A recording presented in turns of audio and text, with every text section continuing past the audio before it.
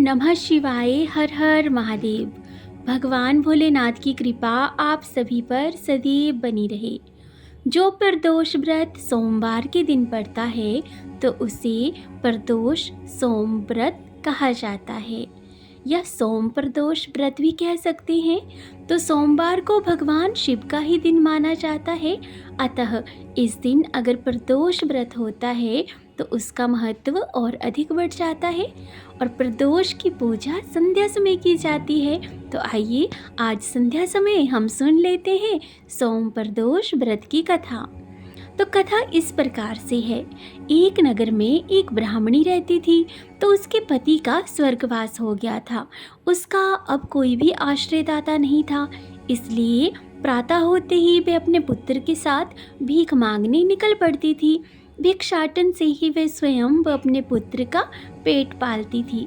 एक दिन ब्राह्मणी घर लौट रही थी तो उसे एक लड़का घायल अवस्था में कराहता हुआ मिला। ब्राह्मणी दयावश उसे अपने घर ले आई। वह लड़का विदर्भ का राजकुमार था।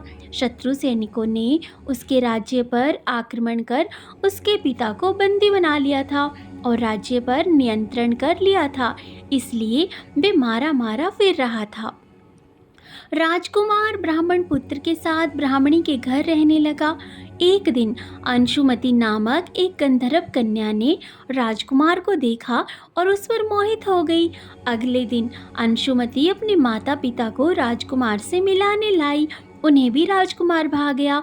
कुछ दिनों बाद अंशुमति के माता पिता को शंकर भगवान ने स्वप्न में आदेश दिया कि राजकुमार और अंशुमति का विवाह करा दिया जाए और उन्होंने वैसा ही किया।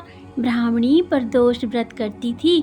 उसके व्रत के प्रभाव और गंधर्व राज की सेना की सहायता से राजकुमार ने विदर्भ से शत्रुओं को खदेड़ दिया और पिता के राज्य को पुनः प्राप्त कर आनंद पूर्वक रहने लगे।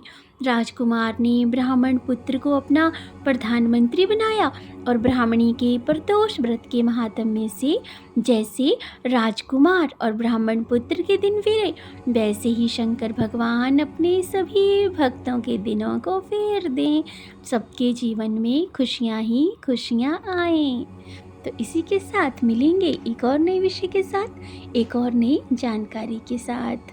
बोलिए हर हर महादेव।